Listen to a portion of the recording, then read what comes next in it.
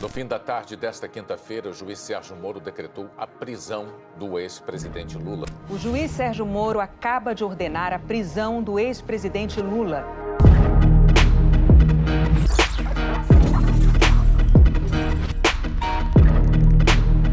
Lula responde a 3 processos em Curitiba e já foi condenado em 2 deles, apenas que somam 29 anos de prisão. As condenações se referem ao triplex do Guarujá e à reforma do sítio de Atibaia. Todos esses casos são da famosa 13ª Vara Federal de Curitiba e passaram pelas mãos do ex-juiz Sérgio Moro. Essa é a história que saiu nos jornais e que você já conhece, que todo mundo conhece. Agora é hora de conhecer todos os fatos por detrás da história.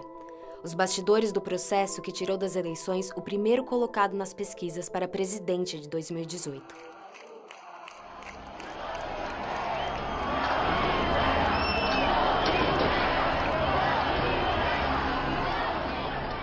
Os processos contra Lula em Curitiba são um dos maiores casos de lawfare já vistos no mundo. Nesse tipo de guerra, o ataque aos inimigos políticos é feito por meio da justiça, com múltiplas acusações, bloqueios de bens e divulgações seletivas na imprensa. O objetivo é inviabilizar a defesa e criar na sociedade um clima de culpa. E o julgamento passa a ser mera formalidade. As condenações já estão prontas. Um manifesto assinado em outubro de 2019 reuniu juristas de 8 países.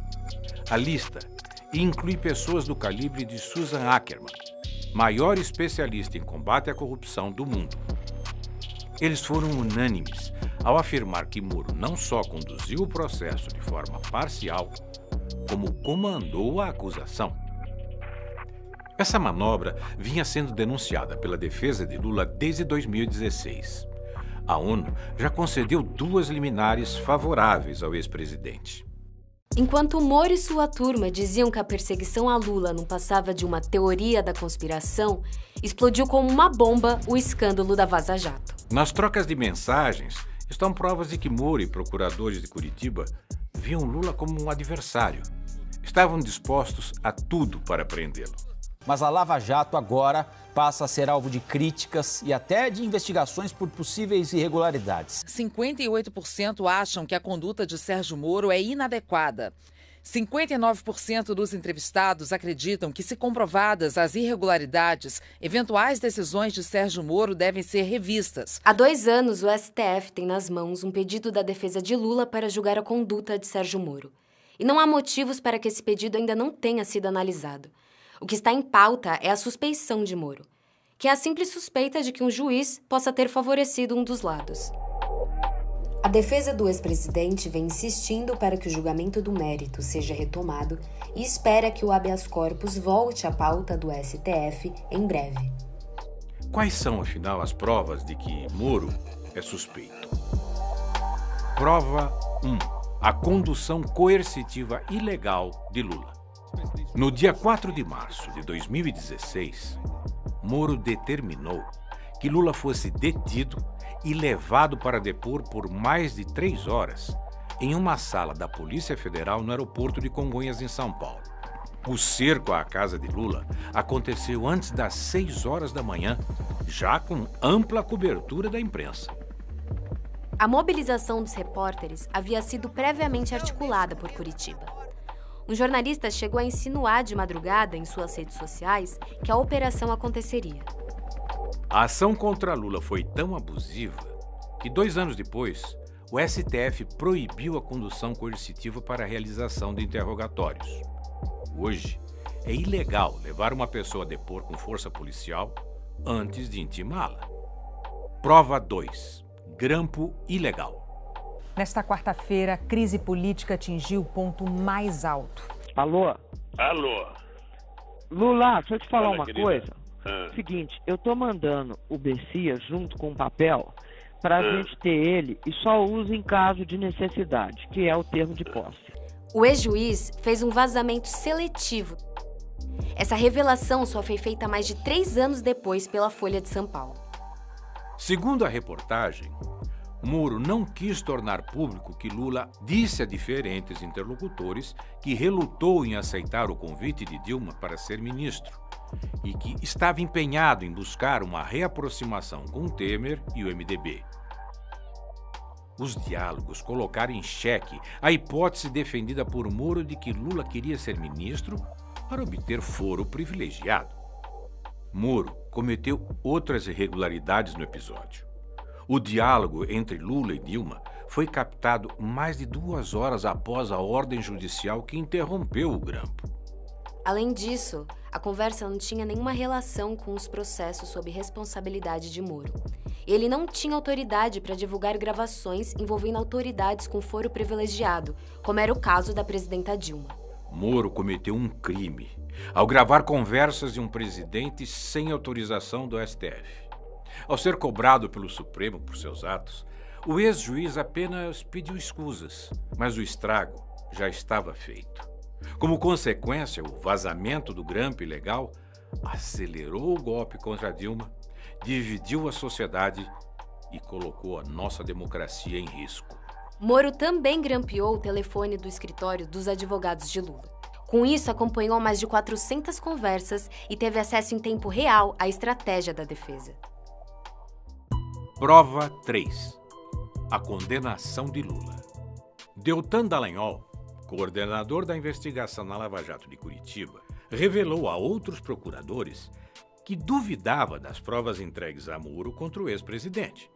A conversa, revelada pela Vaza Jato, aconteceu 5 dias antes de Dallagnol fazer a primeira denúncia contra Lula, em 14 de setembro de 2016. O auditório já estava até marcado para a coletiva do PowerPoint.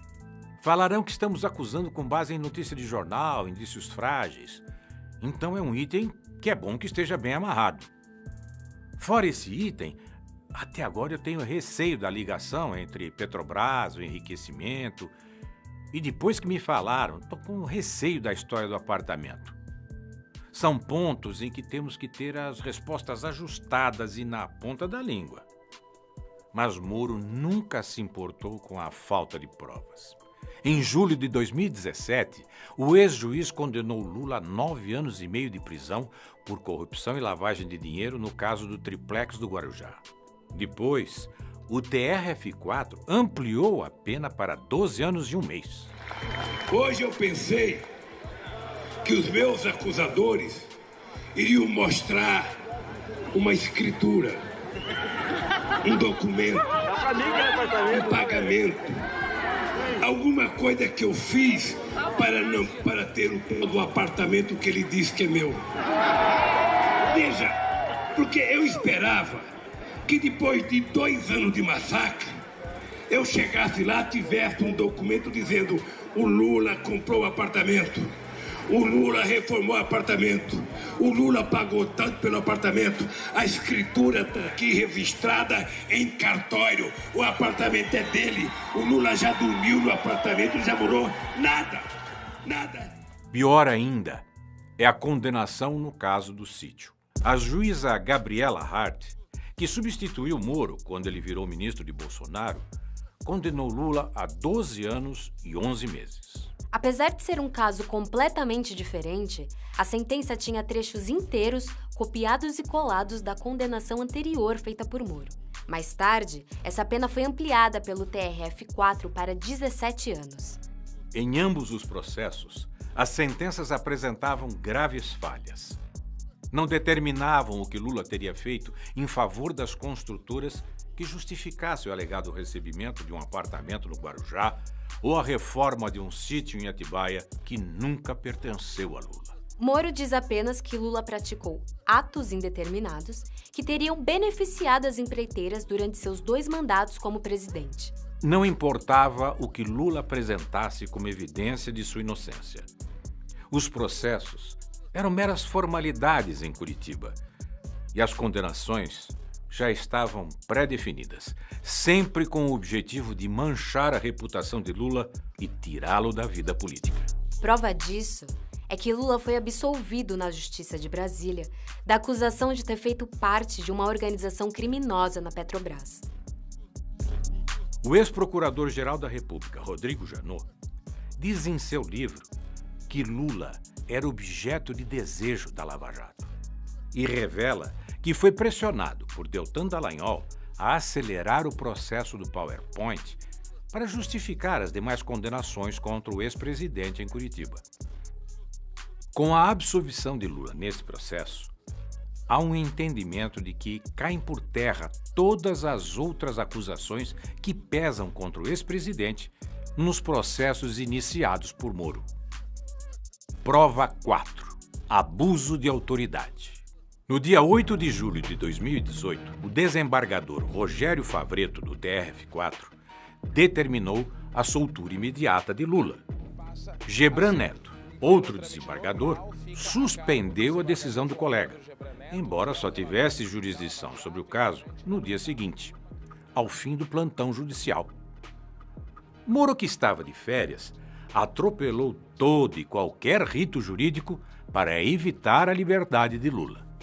Enquanto se debatia qual desembargador tinha razão, Moro, um juiz de primeira instância, determinou que a PF de Curitiba não soltasse Lula.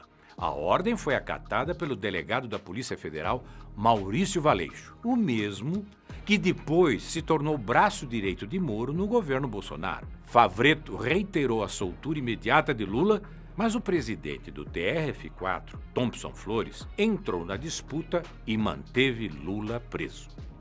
Moro teve que dar explicações ao Conselho Nacional de Justiça sobre a sua atuação no episódio. E essa não foi a única vez que o então juiz passou dos limites.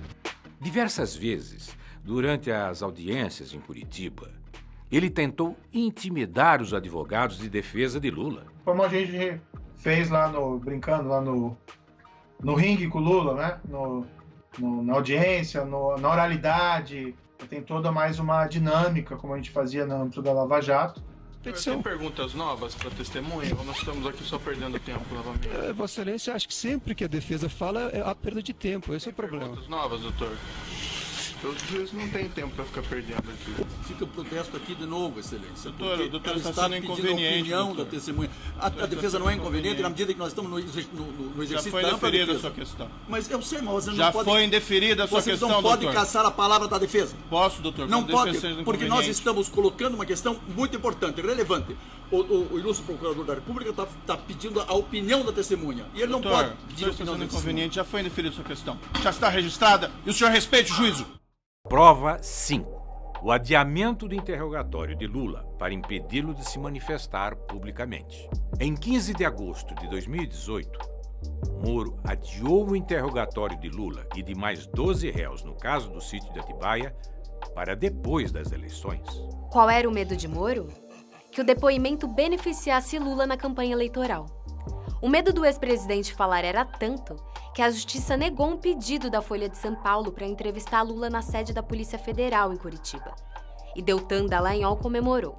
Carlos, o Fux deu uma liminar suspendendo a decisão do Lewandowski que autorizava a entrevista, dizendo que vai ter que esperar a decisão do plenário.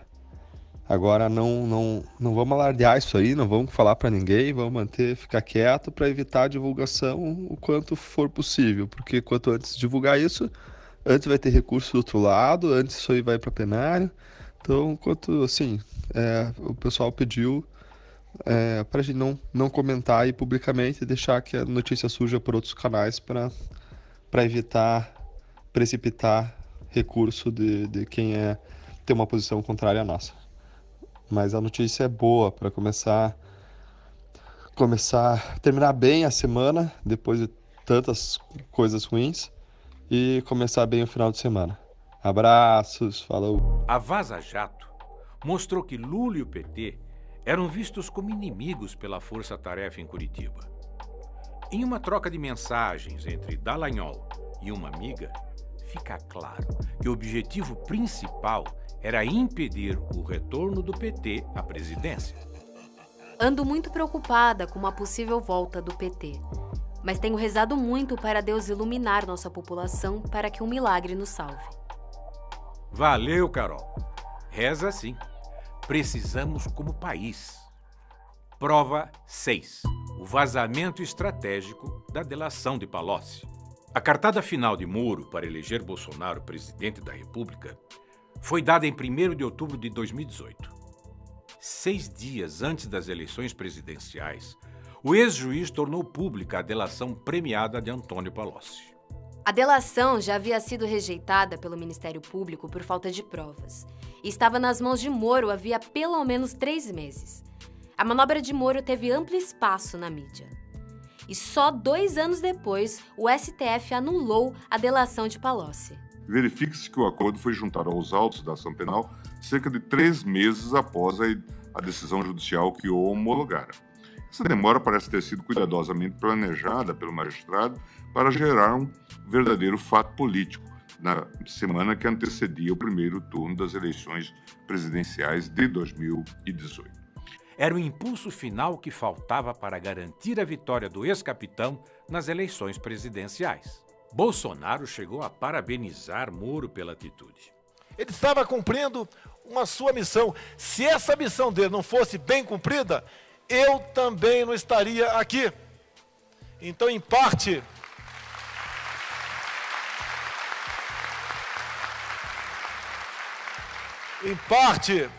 do que acontece na política do Brasil, devemos a Sérgio Moro. Prova 7. A ida de Moro para o governo Bolsonaro. Se depois de tudo isso ainda restava alguma dúvida sobre a parcialidade de Moro, a nomeação do ex-juiz como ministro de Bolsonaro escancara quais eram seus interesses. Enquanto julgava Lula, Moro negociava um cargo no primeiro escalão do novo governo. E aí veio o dia do segundo turno, domingo, na casa do Jair. A gente chegou lá à tarde, tipo 5, 5h30 da tarde, ainda estava claro. O Paulo Guedes estava na sala, me puxa, me chama e fala assim: Bebiano, eu quero conversar com você um negócio aqui importante. E foi a primeira vez que o Paulo Guedes mencionou que estava conversando com o Sérgio Moro. Ele me contou que já tinha tido 5 ou 6 conversas com o Sérgio Moro e que o Sérgio Moro estaria disposto a abandonar a magistratura e aceitar esse desafio como ministro da Justiça. A vitória de Bolsonaro foi comemorada por Rosângela, a mulher do ex-juiz. Ela postou um vídeo em sua conta no Facebook com uma montagem do Cristo Redentor ao lado do número 17 do ex-capitão e a frase: "Estamos juntos, Brasil". Sérgio Moro saiu do governo em abril de 2020. Em novembro, tornou-se sócio-diretor da Álvares & Marshall. A empresa tem entre seus funcionários ex-agentes de departamentos de inteligência dos Estados Unidos, como o FBI e a NSA. A Álvares & Marshall foi administradora judicial da OAS e apresentou à Justiça uma lista de imóveis de propriedade da construtora que incluía o famoso triplex do Guarujá, o mesmo que Moro e a Lava Jato afirmavam pertencer a Lula. A empresa norte-americana também é administradora judicial da Odebrecht, outra construtora que Moro levou ao fundo do poço quando era juiz da Lava Jato. A Álvares & Marshall revelou ao UOL que já teria faturado 17 milhões de reais com a crise da construtora brasileira. O conflito de interesses nestes casos é evidente. Lideranças de todos os campos políticos ficaram perplexas com a decisão de Moro em aceitar o trabalho na empresa norte-americana. Diante da repercussão extremamente negativa, o Tribunal de Ética da OAB São Paulo notificou Moro sobre a proibição dele exercer a advocacia junto aos clientes da Álvares & Marshall. Ao longo de todas essas injustiças, Lula se manteve firme. Eu tenho tanta obsessão de desmascarar o Moro, desmascarar o Delayol e a sua turma, e desmascarar aqueles que me condenaram, sabe, que eu ficarei preso 100 anos. Mas eu não trocarei a minha dignidade pela minha liberdade. Foram 580 dias preso injustamente na sede da Polícia Federal de Curitiba. Durante todo esse tempo, o povo permaneceu em vigília e personalidades de todo o mundo se mobilizaram por sua liberdade. Bom dia, presidente Lula!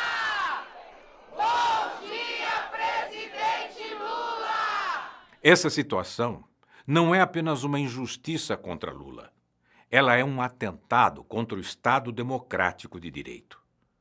É por isso que a anulação dos processos contra Lula significa a liberdade plena do ex-presidente, a recuperação dos seus direitos políticos e a libertação do Brasil, dos brasileiros e brasileiras. Lula livre é o povo livre.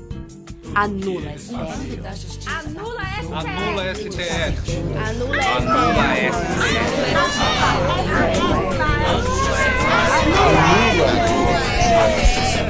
Um bando de bandidos acusou o homem de fazer tudo. Tudo que eles fazem. A justiça é nossa. A justiça é nossa. Uma banda da polícia e um tucano na justiça vieram juntos. Estavam na mídia todo dia. O promotor, pastor,